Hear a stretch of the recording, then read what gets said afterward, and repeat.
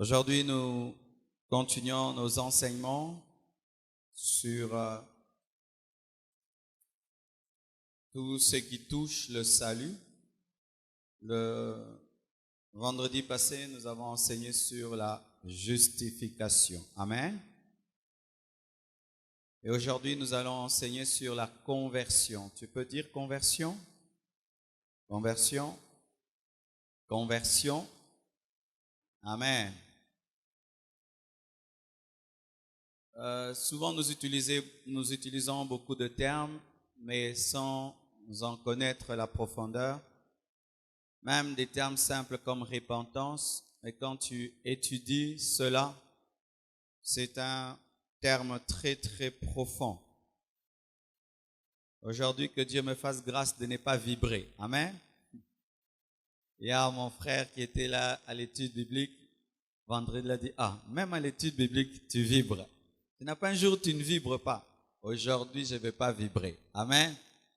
Aujourd'hui, je vais enseigner comme un théologien. Amen. Intercède pour moi. Amen. Chacun sa nature. Hein? Amen. La conversion. Nous sommes debout en train de lire la parole de Dieu. Jean 15, verset 3. Tout d'abord, Acte 15, verset 3. Acte 15, verset 3. Vous y êtes? Acte 15, verset 3. Vous y êtes? 1, 2, 3. Après avoir été accompagnés par l'Église, ils poursuivirent leur route à travers la Phénicie et la Samarie, racontant la conversion des païens. Et ils causèrent une grande joie à tous les frères. Acte 26, verset 20. Acte 26, verset 20. Vous y êtes? 1, 2, 3. À ceux de Damas d'abord, puis à Jérusalem dans toute la Judée, et chez les païens, j'ai prêché la repentance et la conversion à Dieu. Amen. Avec la pratique d'œuvres dignes de la repentance. Nous terminons avec 1 Thessaloniciens 1, 9 à 10. 1 Thessaloniciens 1, 9 à 10. 1 Thessaloniciens 1, 9 à 10. Vous y êtes? 1, 2, 3. Car on raconte à notre sujet quel accès nous avons eu auprès de vous et comment vous vous êtes convertis à Dieu en abandonnant les idoles pour servir le Dieu vivant et vrai et pour attendre des cieux son Fils qu'il a ressuscité des morts, Jésus qui nous délivre de la colère à venir. Acclamons la parole du Seigneur. Asseyez-vous, s'il vous plaît. La conversion. La conversion vient du verbe se convertir. Amen. Se convertir. Et déjà, il y a un grand enseignement dans le se convertir. Cela révèle la responsabilité de l'homme et je vais en parler à la fin. Mais retenez que dans le terme déjà conversion, il y a une grande place de l'homme. Parce qu'on se convertit. Amen. Dieu ne nous convertit pas. C'est nous qui nous convertissons. Vous comprenez ça? C'est important. Dieu ne te convertit pas. C'est toi qui te convertis. On dit se convertir. Car des fois, il y a une confusion entre la nouvelle naissance et la conversion. Amen. Il y a des fois une grande confusion entre la nouvelle naissance et la conversion. Et le mot convertir vient du grec, car le Nouveau Testament a été écrit en grec. Épistrophe, épistrophe. Épistrophe veut dire action de se retourner. Je vais comme ça, quand je me tourne, je me convertis. C'est ça, épistrophe. Se convertir, épistrophe, se tourner. C'est ça, se convertir. Si quelqu'un marche dans un sens et ne se tourne pas, c'est pas épistrophe, il ne s'est pas converti. La conversion commence lorsque on se tourne. Amen. Épistrophe, qui est l'action de se tourner vers quelque chose. Encore une autre précision, car il est possible de se tourner, mais vers rien du tout. Mais quand on parle d'épistrophe, de conversion, on parle de se tourner vers quelque chose. Retenez ce que je dis, tous les détails que je donne sont très importants. C'est se tourner, pas seulement te tourner, mais te tourner vers quelque chose. Je me tourne vers ce poteau, épistrophe. Mais si je me tourne vers rien du tout, ce n'est pas épistrophe. C'est lorsque tu te tournes vers quelque chose que tu t'es converti. Amen. Et il y a un terme que nous utilisons même dans la conversion de l'argent. Pour qu'on parle de convertir une monnaie en une autre, il faut que le franc congolais soit converti en dollars. Mais tu ne peux pas dire que le franc converti est converti. Il est converti lorsqu'il quitte le franc pour être le dollar. Mais s'il ne quitte pas le franc pour être le dollar ou le euro, il n'y a pas épistrophe. Amen. Hein? Et pareil aussi dans la conversion, on ne se convertit pas en l'air. Amen. Hein? On ne se convertit pas en l'air. C'est pourquoi toutes les décisions qu'on prenait quand on était des païens, où tu dis seulement, je change. Tu ne changeais pas. Pourquoi? Tu voulais te retourner sans suivre quelque chose. Amen. Hein? On prenait des décisions. Qui prenait des décisions qu'elle était païen? Amen. Hein? Tu dis non, j'arrête. Et tu te détournes. Ça faisait même 2 jours, 3 jours, des fois même une semaine où tu changes. Mais comme tu t'es pas tourné vers quelque chose, tu rentres dans tes anciennes choses parce que ce n'était pas la conversion. Amen. Hein? Retenez cela. Cela va t'aider à gagner les âmes. Cela aussi va t'aider à savoir si réellement tu es converti, parce que beaucoup de gens disent qu'ils sont convertis alors qu'ils ne le sont pas. Oui, tu peux croire que tu es converti alors que tu es toujours un païen. Dis païen. Souvent, nous, lorsque nous disons païen, c'est quelqu'un qui n'a pas Jésus. Amen. Mais dans le sens de la Bible, païen, ce n'est pas d'abord celui qui n'a pas Jésus. Païen, c'est l'ensemble de toutes les nations qui ne sont pas Israël. Amen. Lorsque tu n'es pas Israël, tu es païen. Amen. Comme nous là, nous sommes des païens. Mais des païens convertis.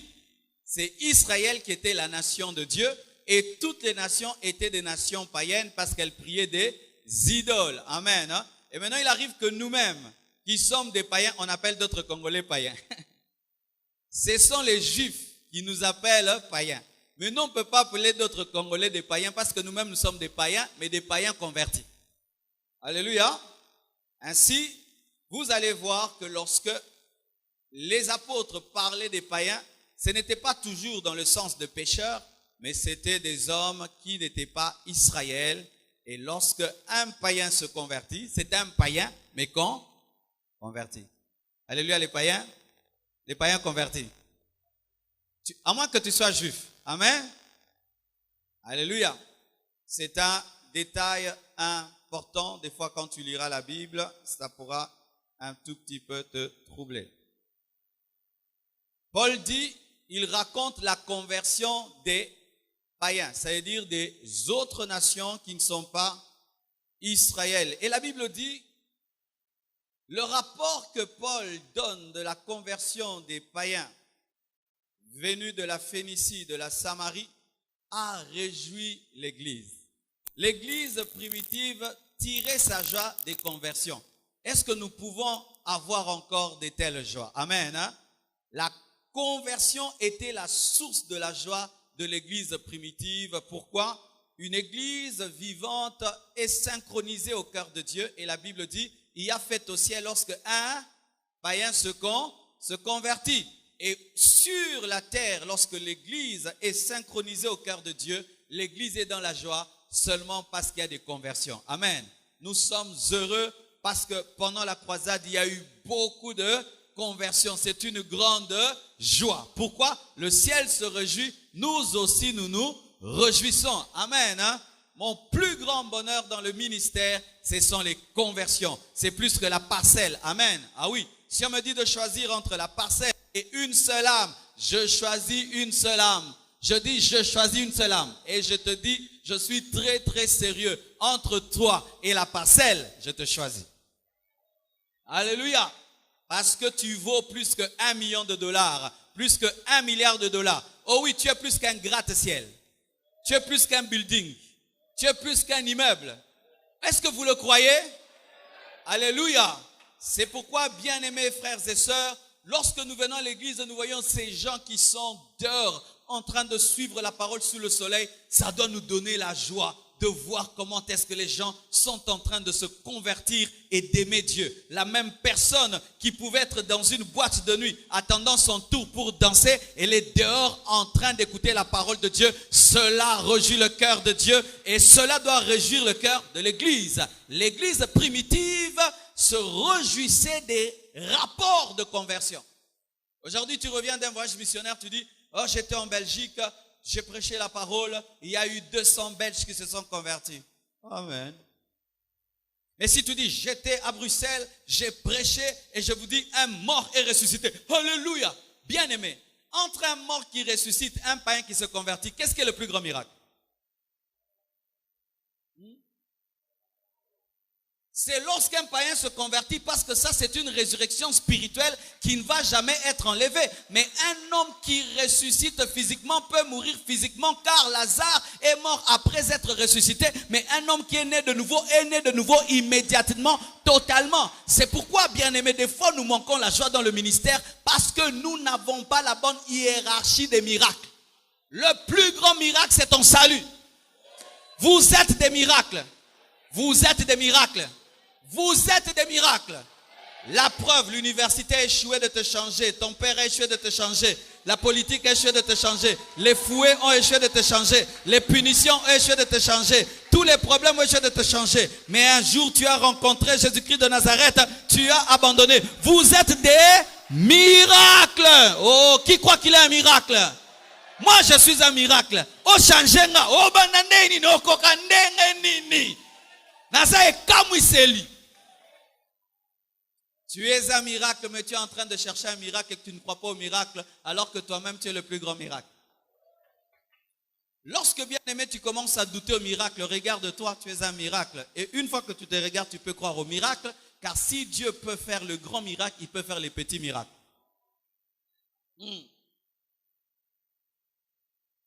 Puis-je dire, Jésus-Christ chassait les démons avant de mourir.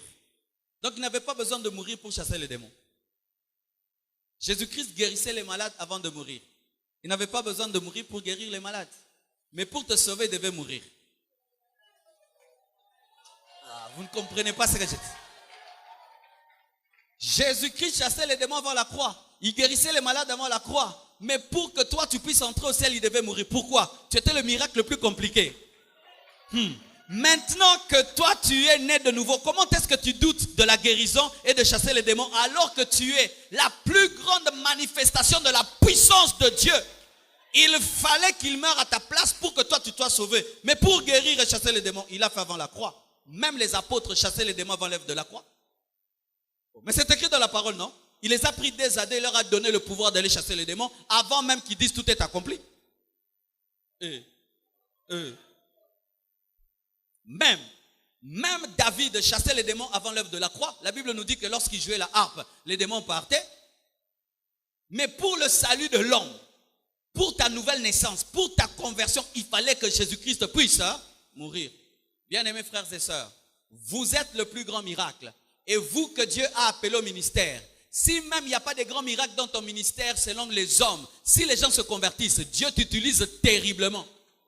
Les hommes qui bougent la terre ne sont pas d'abord les hommes qui guérissent les pieds et les yeux. Ce sont les hommes qui ramènent les cœurs vers Dieu. Mais aujourd'hui dans le ministère, la conversion c'est rien. Il y a un prédicateur qui vient, je veux vous parler de la conversion. Oh mon maté, c'est alors qu'on est maté à l'icolo. Maté à l'icolo. 10 principes pour la guérison divine. C'est bas par rapport à 10 principes pour la conversion. 10 principes pour prospérer, c'est bas par rapport à 10 principes pour se convertir. Mes fils et filles, vous qui prêchez la parole, prêchez la conversion. Prêchez la conversion. Imaginez le rapport de l'apôtre Paul. Il vient, rapport, conversion des âmes. Oh, bien-aimés frères et sœurs, l'ennemi est en train de nous distraire et nous amenant à des priorités qui ne sont pas des priorités. Car si Dieu peut produire la conversion, il peut produire les guérisons. Amen. Hein? Et voici à présent, j'aimerais un peu entrer en profondeur. Qu'est-ce que la conversion? Parce que souvent on dit aux gens, est-ce que tu es converti? Qui est converti? Est-ce que tu es converti? Je suis converti. Je suis converti. Est-ce que tu es converti? Qu'est-ce que la conversion en profondeur, au-delà de se retourner vers une chose? La conversion. Et là, tu sauras si tu es converti ou pas. C'est un changement complet d'orientation. Changement complet d'orientation. On peut même s'arrêter là, c'est tellement important. La conversion, c'est un changement complet d'orientation. On appelle ça en français volte-face. Vous connaissez volte-face ou demi-tour? Il y a quart de tour et il y a demi-tour. Lorsque quelqu'un est converti, il ne fait pas un quart de tour. Il fait demi-tour, il fait volte-face. C'est un changement complet d'orientation. Ce qui veut dire ceci. Qu'une personne convertie n'est jamais entre Dieu et le monde. Si tu es entre Dieu et le monde, tu n'es pas converti. Alléluia. Si il y a en toi et l'amour de Dieu et l'amour du péché, tu n'es pas converti. Si en toi, tu te tournes un tout petit peu vers Dieu, mais pas totalement, tu n'es pas converti. Si mercredi, vendredi, dimanche est consacré à Dieu, lundi, mardi, jeudi, samedi, consacré au diable, tu n'es pas converti. C'est le fait de se tourner complètement de sorte que tu donnes le dos à ta vie passée. Alléluia. Si tu ne donnes pas totalement le dos à ta vie passée, tu n'es pas converti. Et si des fois tu donnes le dos à ta vie passée et puis après tu reviens, tu n'es pas converti. C'est pourquoi beaucoup de gens supposent être convertis alors qu'ils ne le sont pas, parce qu'ils sont en lutte entre ce qu'ils connaissent et ce qu'ils vivent. Es-tu converti? Tu aimais la musique du monde, tu chasses tous les CD, mais tu gardes le nouveau CD. Tu n'es pas converti. Amen. Tu avais 10 copines, tu refuses les 9, tu gardes une seule, tu n'es pas converti. Tu abandonnes tout, mais tu gardes quand même quelque chose. Et tu sais que ce n'est pas bien. Tu n'es pas converti. Tu n'es pas converti tu as fait un quart de tour, mais tu n'as pas fait demi-tour. Es-tu converti? Je ne pose pas la question, est-ce que tu vas à l'église? Est-ce que tu as des responsabilités à l'église? Un homme est venu s'appeler Nicodème. Nicodème, c'était un homme avec une grande connaissance de la parole. Il participait aux réunions du Sanhédrin. Le Sanhédrin qui était l'assemblée des hommes saints, entre guillemets, de la religion juive.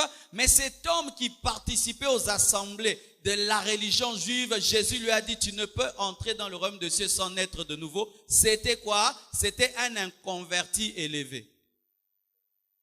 Nicodème était un inconverti élevé qui allait à l'église, entre guillemets, qui allait à la synagogue, qui connaissait des choses sur Dieu, mais qui n'était pas converti. Est-ce que tu es converti?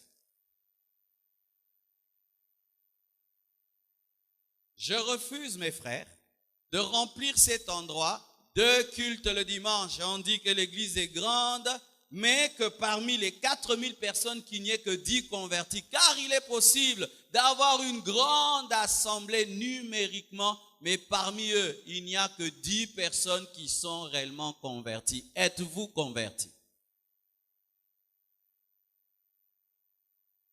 C'est se tourner totalement.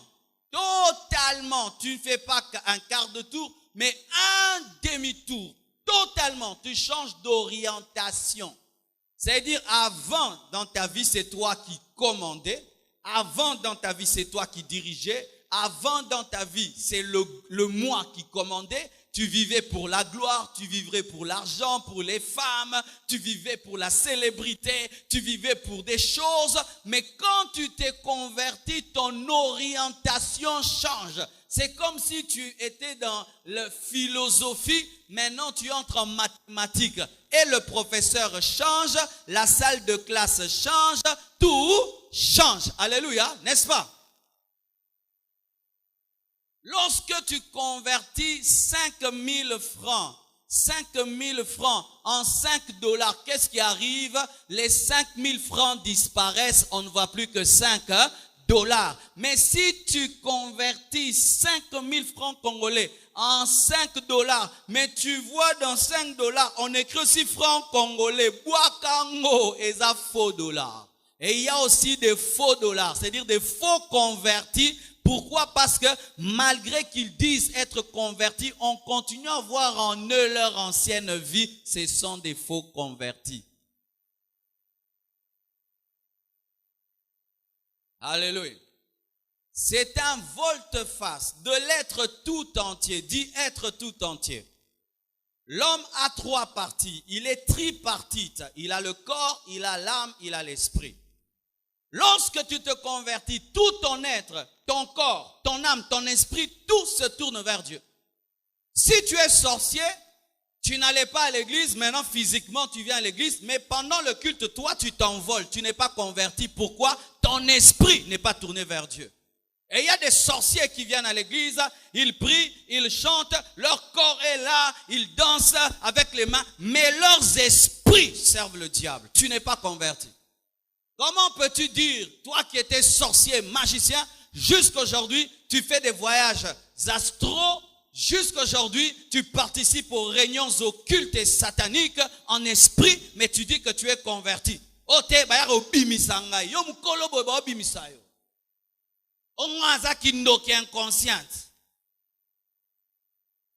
Oui, je vous parle parce que dans les églises, il y a des sorciers aussi.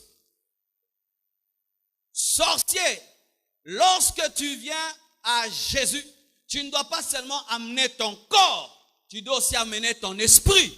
Ton esprit ne peut pas être là en train de servir le diable, mais ton corps est en train de battre les mains à l'église. Tu n'es pas converti. Et d'autres, ils servent Dieu avec leur esprit, avec leurs âmes, mais leur corps se retrouve encore dans le péché. Le corps est toujours dans le péché. Dans son âme, il adore. Dans son esprit, il adore. Mais les choses que son corps fait ne démontrent pas la conversion. Tu ne peux pas tourner vers Dieu.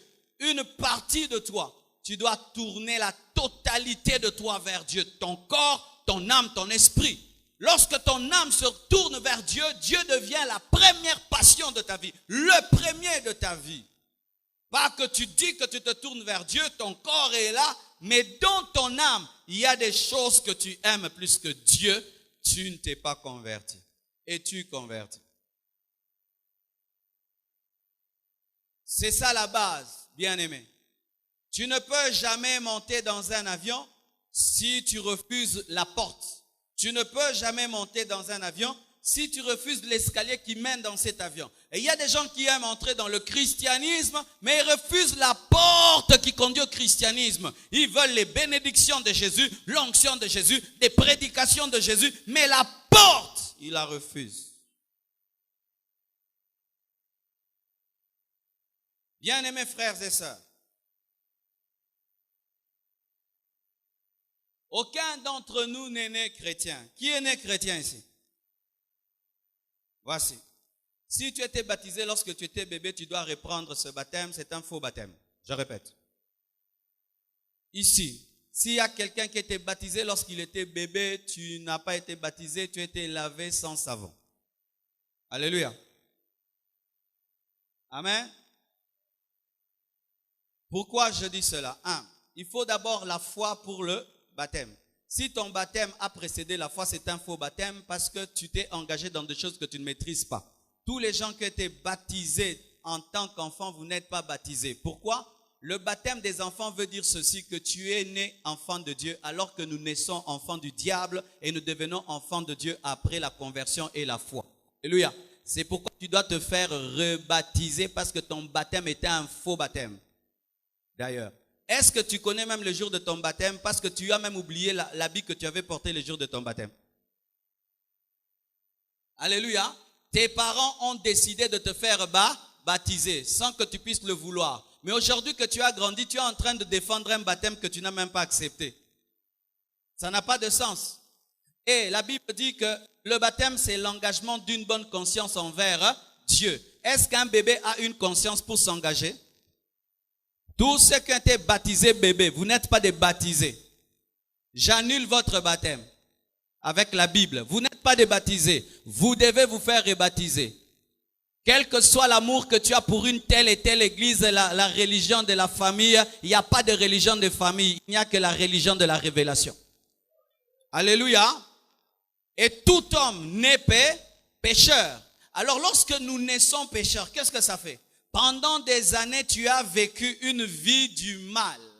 Et je vous assure, le mal est tellement ancré dans l'homme qu'il n'y a même pas l'école du péché parce que l'homme est une machine du péché. Est-ce qu'il y a une école de mensonges? Mais tu vas voir comment est-ce que les enfants déjà savent mentir. Qui leur montre? Même les enfants du pasteur. On pense que moi, je suis passé à mon pagan. Il faut y envoyer sur le col à mon conzipé, mon bigis. Quand il s'habille bien, lui-même il sait qu'il s'habille bien. Un enfant, au moins comment? Qui leur a appris que ce qu'on a dit makasi baba kaka? Nous autres, musuni, l'isumu na katinae. Alléluia. Tu lui prends un bonbon, tu donnes à un enfant, tu reviens, tu dis donne-moi. Abimelio, nana lakise kozanga okaba. Tu dis à un enfant, ne dis pas. Arobi misarara, nana laksi bango indiscrétion. Et ce péché commence très tôt. Ce qui fait que même si tu t'es converti à l'âge de 12 ans, tu as subi les ravages du péché. Parce que le péché a opéré dans ta vie pendant 12 ans. Et quand tu t'es converti à 30 ans, à 40 ans, donc penza au saleli lisum.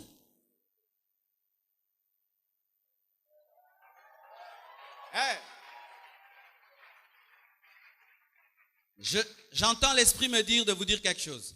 Certains se disent, moi je n'étais pas un grand pécheur. Pourquoi? Moi je n'ai pas avorté, je n'ai pas ceci. Qui vous dit que l'avortement c'est ça seulement le péché? Toi quand tu étais païen, tu avais un mauvais cœur.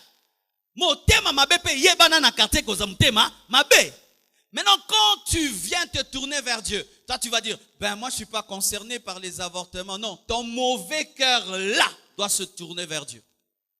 Sinon, tu viendras à l'église avec un mauvais cœur. Dans la conversion, le pécheur qui se tournait vers l'enfer se retourne vers Dieu afin d'avoir la vie éternelle. Celui qui ne se tourne pas continue la route pour finir en enfer, et celui qui se retourne se détourne de l'enfer pour aller au ciel. L'homme qui refuse de se convertir continue la route. Mais la route du pécheur mène où? À l'enfer. Et la route du repenti mène où? Au ciel. C'est pourquoi les hommes qui ne se repentent pas, ils continuent la route vers le trou qui est l'enfer. Es-tu converti? Voilà maintenant. J'aimerais le déclarer haut et fort. Sans la conversion, le salut est impossible. Sans la conversion, le salut est impossible. Impossible, impossible et impossible. Sans la conversion, le salut est impossible. Matthieu 18, verset 3 nous dit, « Je vous le dis en vérité, si vous ne vous convertissez et si vous ne devenez pas comme les petits enfants, vous n'entrerez pas dans le royaume de Dieu. Vous n'entrerez pas dans le royaume de Dieu. Vous n'entrerez pas dans le royaume de Dieu. Si vous ne vous convertissez et si vous ne devenez comme des petits enfants, vous n'entrerez pas dans le royaume des cieux. Jésus l'a dit. Jésus. Alléluia. Jésus te dit que si tu ne te convertis pas, tu n'entreras pas dans le royaume de Dieu. Ce n'est pas question de bonne volonté, de sentir des choses. C'est un principe biblique. Celui qui ne se convertit pas n'entre pas dans le royaume de Dieu. Impossible d'entrer dans le royaume de Dieu. Frères, sœurs, c'est pourquoi vous devez prendre le temps afin de méditer sur votre conversion parce que de lui dépend votre vie éternelle. Vous devez prendre le temps d'étudier votre conversion parce que de lui dépend votre éternité. Tu ne peux entrer dans le royaume des cieux sans être converti.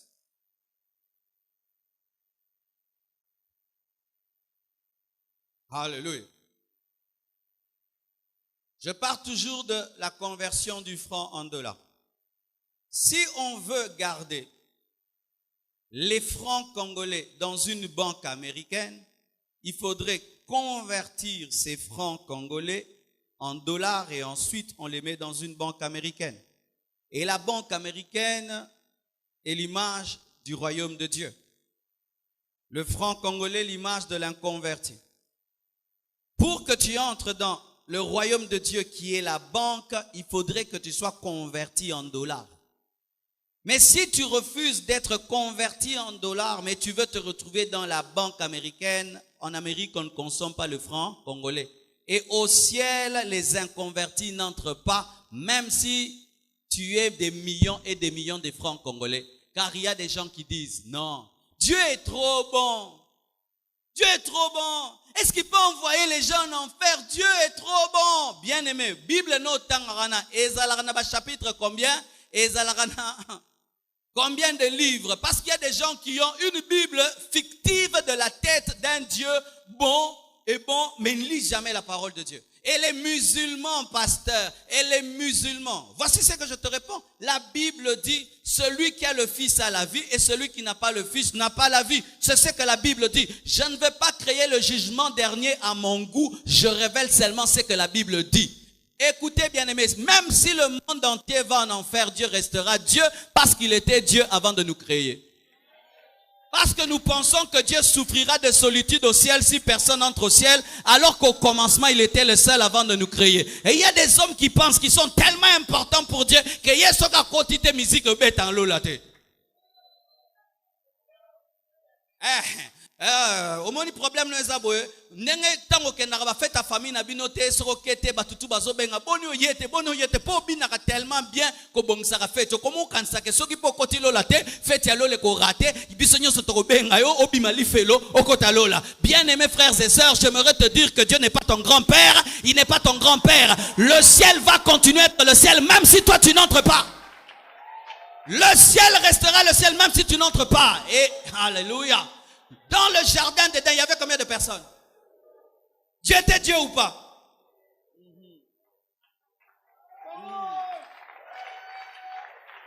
Est-ce que tu avais senti que Dieu était mal à l'aise qu'il n'y ait qu'Adam et Ève?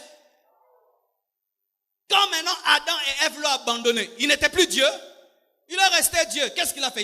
Il les a d'ailleurs chassés, il a fermé. Tikala et Moro, Akufa. Et bon, Akufa le lopoyo quotidien.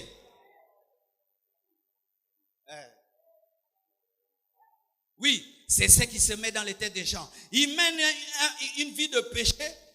Et puis, Dieu lui dit arrête. Et puis on dit, tu vas aller en enfer si tu n'arrêtes pas. Ah, dit. Ah, ça malinganga trop. Ça malinganga trop. Ça m'a dit kanga te. Ça me pensa ça la nasanga lola.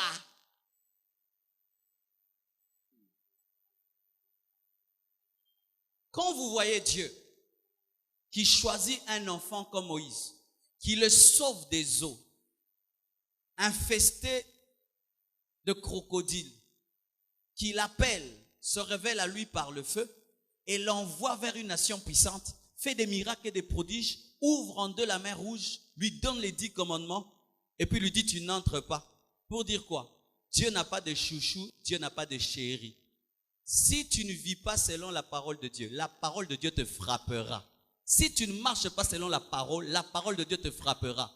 Bien-aimés, détrompez-vous, alors détrompez-vous sérieusement, croyant que vous pouvez entrer au ciel au-delà de la porte qui est Jésus. Alléluia. Voilà à présent. J'aimerais un peu nous expliquer le processus de la conversion, de la repentance, de la nouvelle naissance, parce que lorsque vous lisez la parole de Dieu, vous allez voir que conversion, repentance, nouvelle naissance sont souvent mélangées, mais souvent, il y a certaines différences. Voici. La conversion, c'est la part de l'homme. La nouvelle naissance, c'est la part de Dieu. Amen. Dieu te dit de te convertir. Dieu ne te dit pas de te faire naître toi-même de nouveau. Non. L'homme se convertit. Mais Dieu fait le miracle de la nouvelle naissance par la parole et par le Saint-Esprit. Mais comme la nouvelle naissance vient après la conversion, l'homme doit manifester sa volonté pour que la nouvelle naissance ait lieu, même si c'est un miracle que Dieu produit. Vous comprenez ce que je dis? Voici comment les choses se passent. On prêche la parole. Amen. Où le Saint-Esprit te parle, où tu as une vision, ou une circonstance qui te touche, et tu sens dans ton cœur que tu vis mal. La conversion a commencé. Alléluia. Pendant que je prêche, tu entends au-delà de ma voix une autre voix qui est en train de te dire des choses. Amen. Hein?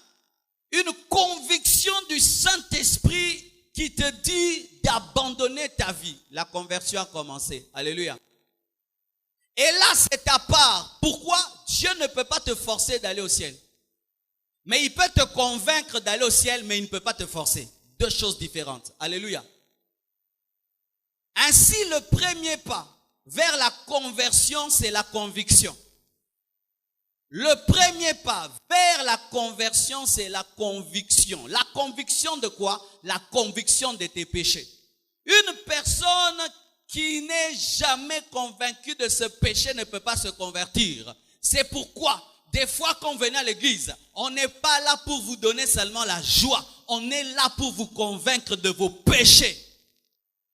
Église a bien, ezakate mukolonyoso, esengo, tobini nene mercredi, tobini, wana eza mercredi, amen, hein, ezaki gâteau alola, lelo eza Congo bololo.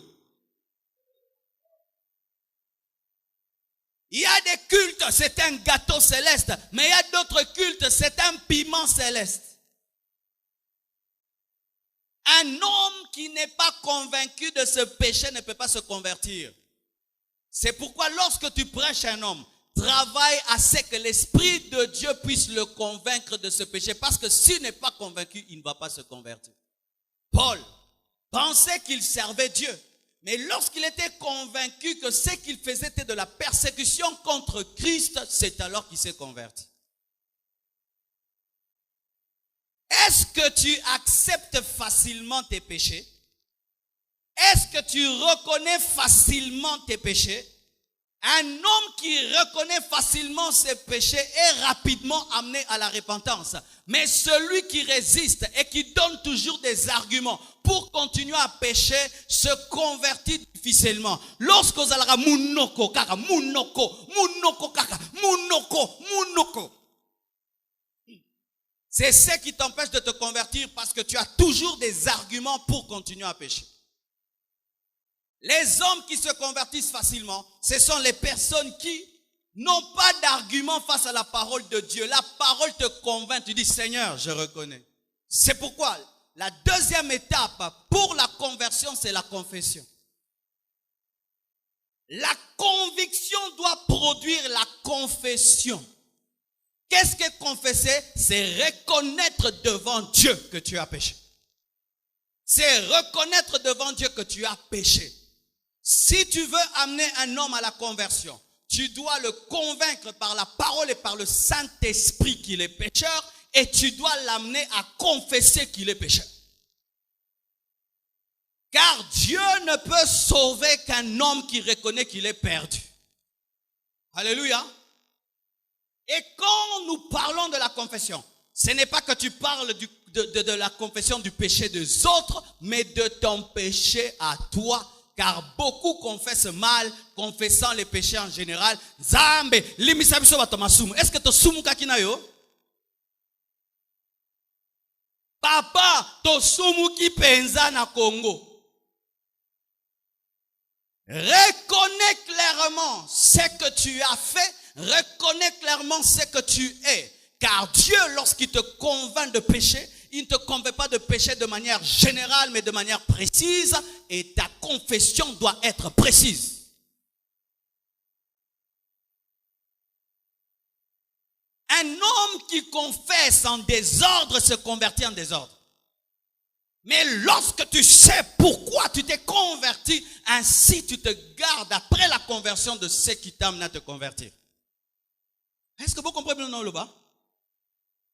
Si je sais que je me suis converti parce que j'avais une vie d'impudicité, lorsque je suis en Christ, je veille à ne pas rentrer dans l'impudicité. Mais si je me convertis. Tu as abandonné quoi? Abandonné. Abandonné quoi? Abandonné. Otigi nini? Natigi yango. Nini yango? Yango. Okomi bate la siko na nini? Na yango kaka.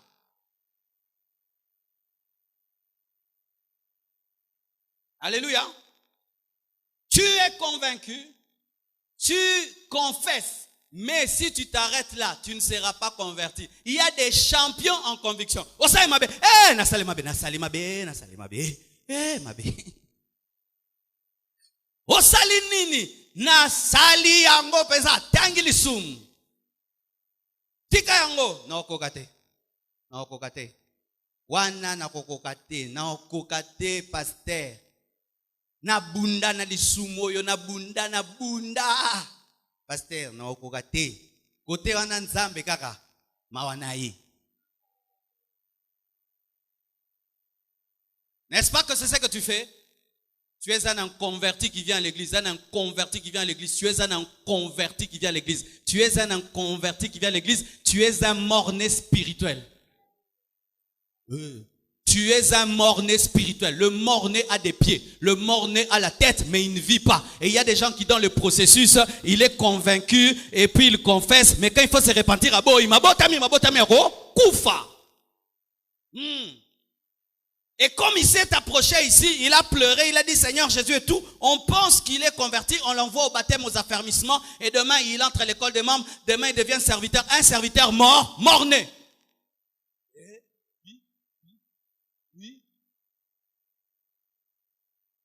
Comment peux-tu confesser un péché que tu ne veux pas abandonner? Qu'est-ce que tu fais? Tu es en train de faire de la religion. Parce qu'en religion, on confesse des choses mais qu'on ne veut pas abandonner. Lorsque nous étions dans cette église là-bas, qu'est-ce qu'on faisait? On confessait. Mais namo limo otuka, yotika te. Nazo yebisa sango makamonanga, mais otika ngote. Sango na ki, sango na salaki boy.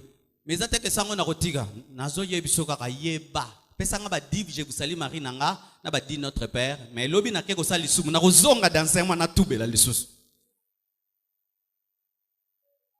Il y a des gens qui confessent pour revenir confesser, n'est-ce pas?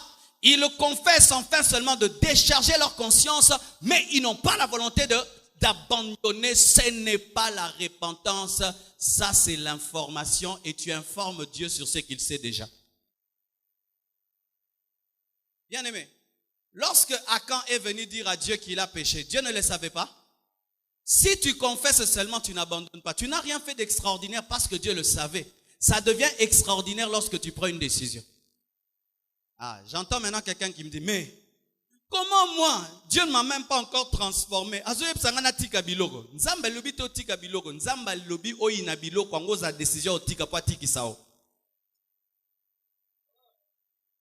Vous comprenez bien? Voici. Je suis un singe. Je mets ma main dans une bouteille pour attraper une cacahuète. Amen.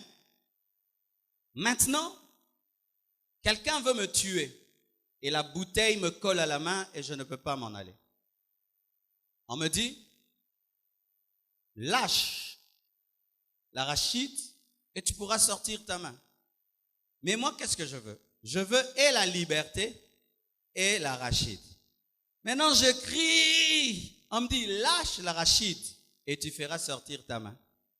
Et les gens qui confessent, ils disent à Dieu, je suis coincé dans la bouteille, Seigneur, coincé. Et maintenant Dieu lui dit, mon fils, tu veux que je te libère? Lâche seulement l'arachide. Moi maintenant je vais faire sortir ta main. On dit non, Seigneur, fais un miracle, que ma main sorte avec l'arachide. C'est ce que nous faisons. Seigneur, pardonne mes péchés, mais dans ton cœur, tu aimes ces péchés-là. Tu aimes ça. Mais tu dis, Seigneur, change-moi. Hein? Change-moi. Ça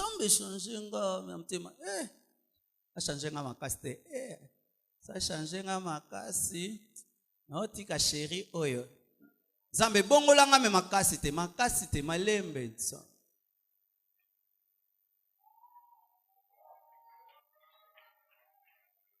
Morne spirituel. Mais il est là avec l'église, il chante, j'irai au ciel, j'irai au ciel. Tu n'iras jamais au ciel parce que les morts ne vont pas au ciel. Imagine qu'un mort vienne dans une fête. Qu'est-ce qui va se faire? Il y aura une mauvaise odeur. Tu vas pourrir la fête et tu vas faire sentir la fête très très mauvais. C'est pourquoi les païens ne vont pas entrer au ciel lorsqu'ils sont inconvertis parce que ça va sentir très très mauvais. Obandoko finga na lola, obandoko bunda na lola, oro yiba na ba ver ya lola. Oh, comme on a banjo crée ba problème. Pour nini nzambe ya za ndako munene koleka nga. Oh, même ba rivalité kuna yango kota te. Lole rozala su lola te so yo koti. Ezalo la suste. Oh, kuta Paul, talanda kwa Paul. Yo bi ate Jésus. Biso to te na Congo, bono pesinga ndaka mukebo. C'est pourquoi tu n'entreras pas si tu ne te convertis pas. Même si tu chantes, j'irai, j'irai. Comment est-ce que tu peux confesser des péchés, mais dans ton cœur, il n'y a aucune décision. Il n'y a point de repentance. Alors, lorsque tu es convaincu, lorsque tu confesses et lorsque tu te répands, tu dis, Seigneur, pardonne-moi d'avoir commis ce péché. Je veux l'abandonner. Je hais ce péché. Mais je n'ai pas la force. Et quand tu dis je n'ai pas la force, c'est quelque chose de sincère. Tu veux vraiment abandonner, mais tu n'as pas la force. Et qu'est-ce que tu fais? Comme un noyé qui se noie dans l'eau, on te jette la bouée, appelée Jésus-Christ de Nazareth. Qu'est-ce que tu fais? Tu saisis la bouée et la bouée te sauve. C'est alors que Dieu te donne le Saint-Esprit et le Saint-Esprit vient te donner une nouvelle nature, ce qu'on appelle la nouvelle naissance, et automatiquement tu as la force d'abandonner le péché. Alléluia. Parce que si Dieu te donne la force d'abandonner le péché sans que tu puisses vouloir l'abandonner, cette force ne va rien faire. C'est pourquoi il y a des conversions ratées. 100 personnes viennent ici, mais il n'y a que 30 personnes qui sont nées de nouveau, parce que parmi d'autres n'étaient pas convaincus, d'autres n'ont pas confessé, et d'autres ne se sont pas repentis. Mais ceux qui sont allés jusqu'au bout, après la repentance, ont eu la foi en Jésus. Ces personnes reçoivent une nouvelle nature, la nature des enfants de Dieu, qui leur donne la capacité de vivre dans la sainteté. Frères, sœurs, la conversion dépend de toi, parce que tu dois le vouloir, parce que Dieu ne peut pas te forcer, ne peut pas t'imposer de le suivre. Mais une fois que tu le veux, une fois que tu confesses, une fois que tu es convaincu, il te faut maintenant la foi. Dis la foi. Il n'y a pas de conversion s'il n'y a que des décisions. Suivez-moi très bien. Amen. Si quand tu veux te convertir, tu n'es que dans « je décide, j'abandonne, je décide », tu ne vas pas te convertir. Parce qu'il y a un endroit où la décision n'a pas de puissance. Il faut le secours maintenant de la foi qui te permet d'entrer dans ce que Dieu a fait pour toi. Le salut en Jésus. Alléluia. C'est pourquoi, lorsque Pierre a prêché le jour de la Pentecôte, il a dit « Repentez-vous ». Mais il a présenté Jésus pour le pardon des péchés. Amen. Car si tu te répands seulement sans croire en Jésus, tu n'auras pas une nouvelle nature. Si tu te répands seulement sans croire en Jésus, tu ne vas pas naître de nouveau. Après ta bonne décision, tu vas rentrer dans le monde.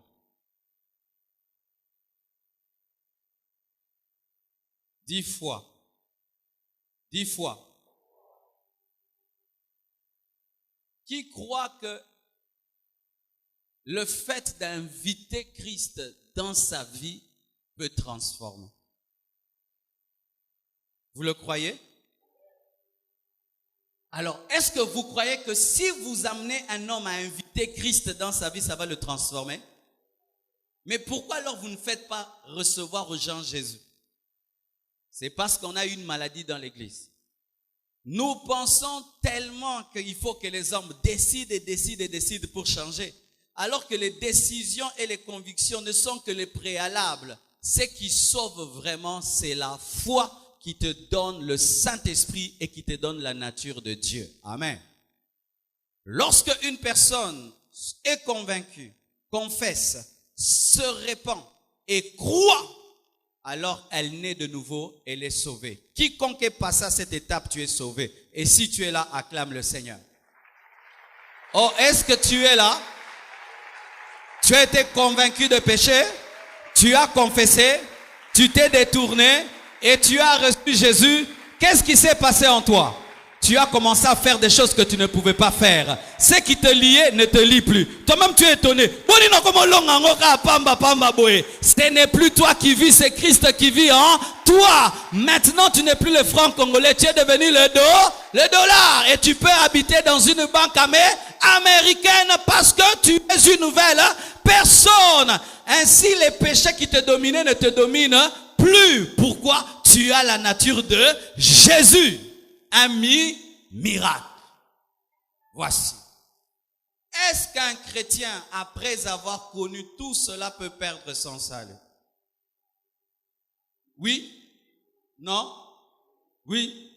Non? Qui est pour oui? Qui est pour non? L'église est divisée.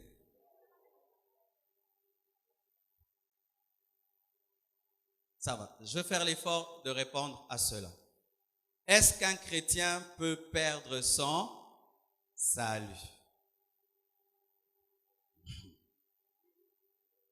Non? Oui? Tu peux perdre ton salut? Ah, quand il s'agit de toi, non.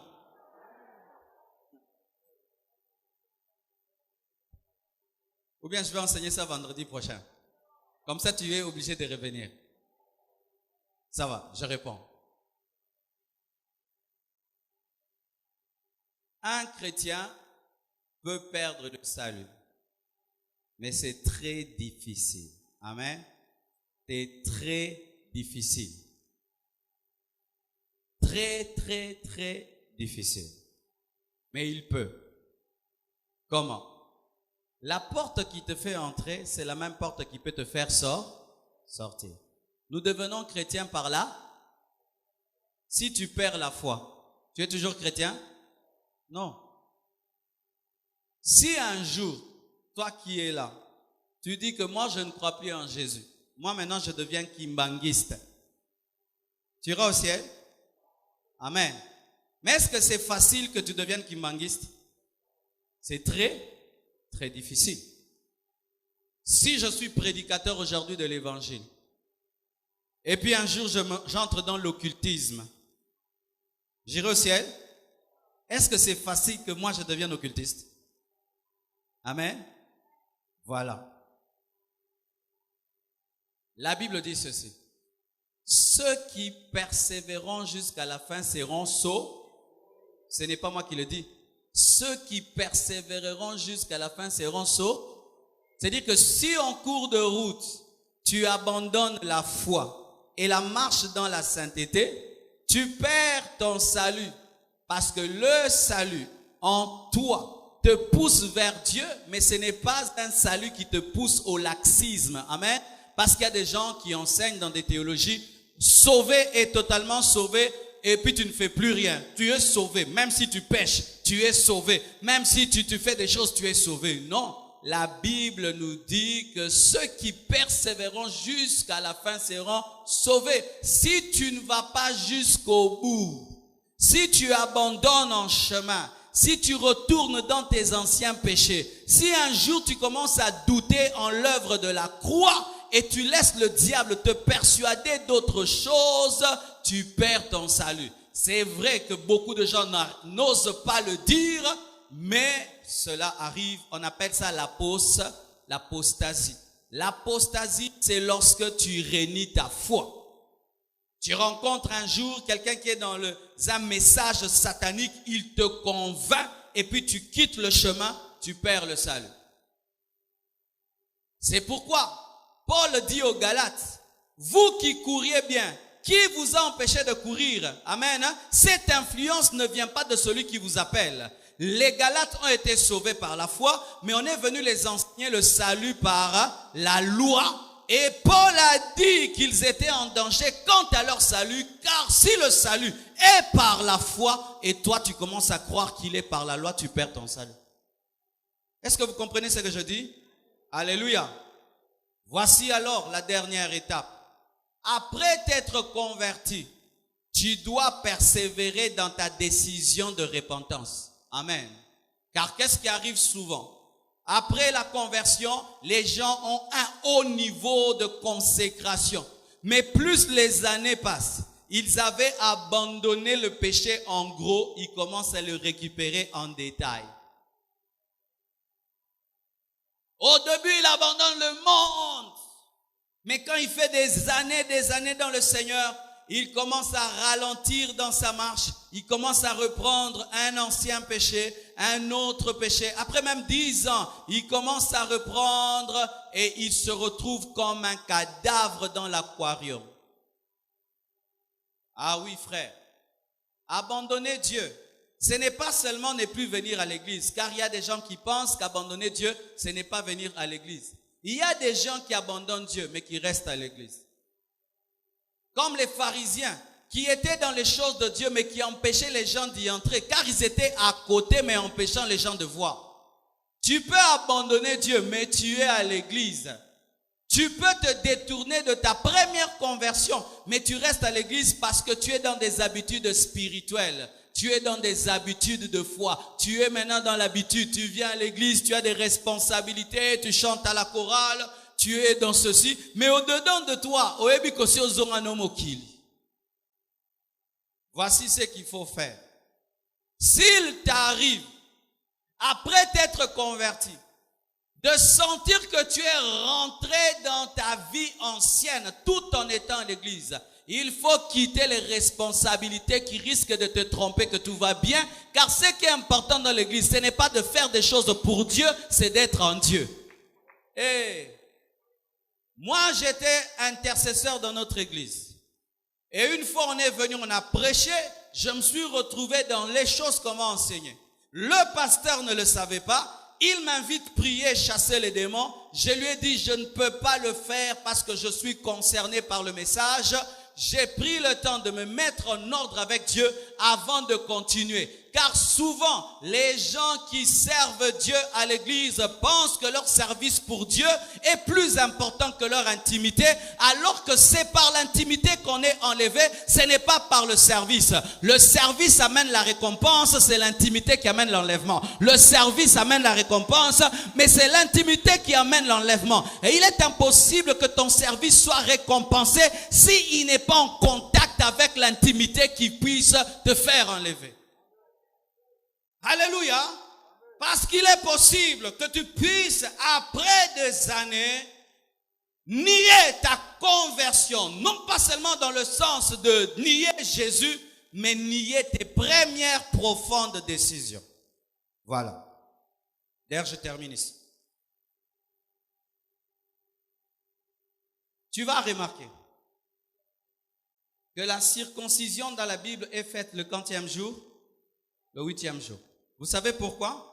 La circoncision est faite le 8e jour parce que au 8e jour, biologiquement et médicalement, c'est un jour où le corps de l'enfant sécrète beaucoup de vitamine K. Et la vitamine K, c'est une vitamine qui favorise la cicatrisation.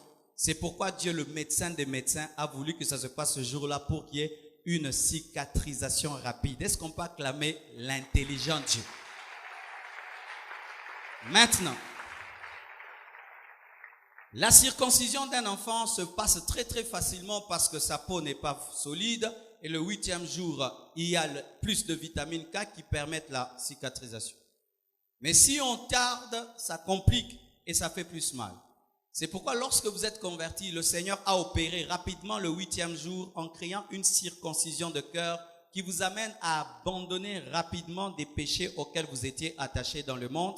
Ce qui fait que tu vas remarquer que c'est lorsque tu es venu à Jésus que tu as abandonné beaucoup de péchés. Dans les premiers mois là, amen, hein? Tu as abandonné beaucoup de choses. Il y avait beaucoup de décisions. Amen, hein? Nous on a pris des CD, on a cassé des CD, on a brûlé des posters, on a appelé les copines au boye na balabala. Amen. Et bandelu on a pour circoncision il y a 8e jour. Amen.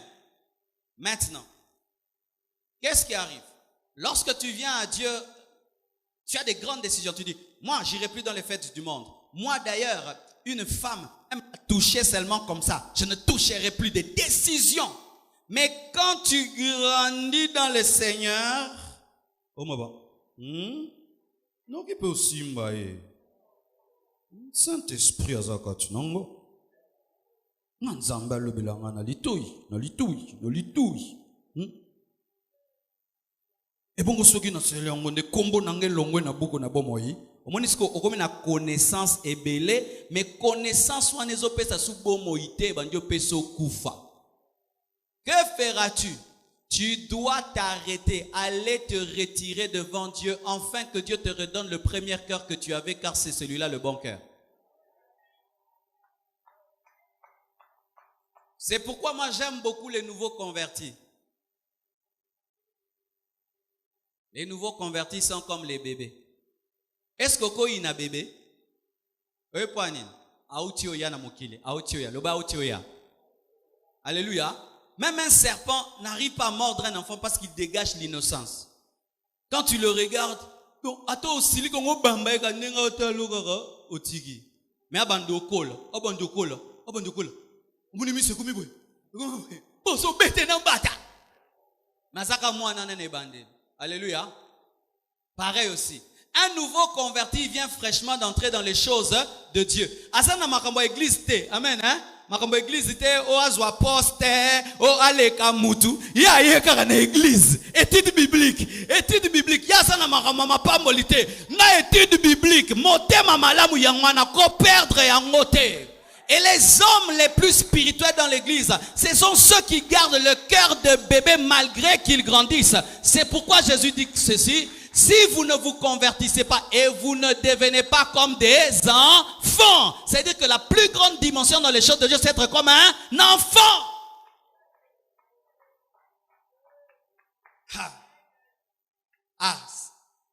Tu vois, on te dit souvent que tu seras très spirituel. Mais alors que souvent, on est très spirituel au début. Au début, on voit des gens, ils viennent, pasteur, atikelo grave. Mais c'est un comme moi après 10 ans dans Marmanzam, en Dieu raisonner. Gardez le cœur premier que vous aviez au début. Parce que là, trop de choses se sont passées parce qu'il était possible de vous circoncire facilement.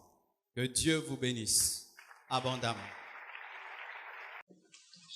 Alléluia, gloire au Seigneur.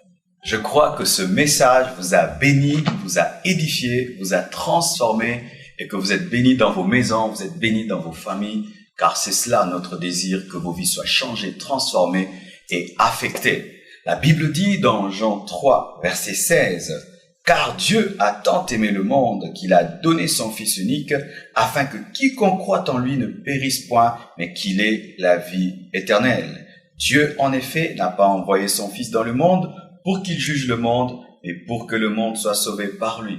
Bien-aimés frères et sœurs, nous avons prêché cette parole, afin que tu saches que Dieu t'aime, que Jésus-Christ t'aime et qu'il a offert sa vie pour que tu aies la vie éternelle. Ce message t'a touché, tu veux donner ta vie à Jésus-Christ, je te prie de faire cette prière, car plusieurs l'ont fait dans le monde entier et plusieurs ont été sauvés, plusieurs ont rencontré Jésus, plusieurs ont été baptisés dans le Saint-Esprit. Je te prie là où tu es, de fermer tes yeux et de t'agenouiller si tu en as le moyen, afin que Christ entre dans ta vie.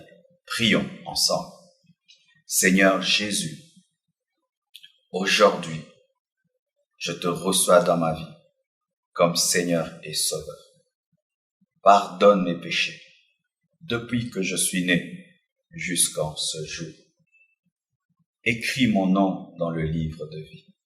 Donne-moi le Saint-Esprit. Je commande au diable de quitter ma vie. Je commande aux démons de quitter ma vie au nom de Jésus-Christ de Nazareth. Aujourd'hui, je confesse de ma bouche le Seigneur Jésus-Christ et je crois dans mon cœur que Dieu l'a ressuscité d'entre les morts. Je suis sauvé, je suis pardonné. Merci Jésus. Amen. Gloire au Seigneur, tu es sauvé. Dieu t'a pardonné. Tu n'as pas besoin de le sentir, tu as besoin de le croire.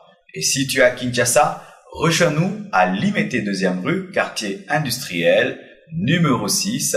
Et si nous avons déménagé, ce sera au numéro 4. Et si tu n'es pas à Kinshasa, nous te prions de rejoindre une église qui prêche la Bible de Genèse Apocalypse sans ajouter ni retrancher, une église dans laquelle le Saint-Esprit se meut, une église dans laquelle le pasteur n'est pas Dieu, mais Jésus-Christ est Dieu, une église dans laquelle on marche dans la sainteté, dans la crainte de Dieu et on prêche l'œuvre de la croix. Et je crois que Dieu, qui a commencé cette œuvre en toi, te dirigera dans une bonne église et vers un bon pasteur.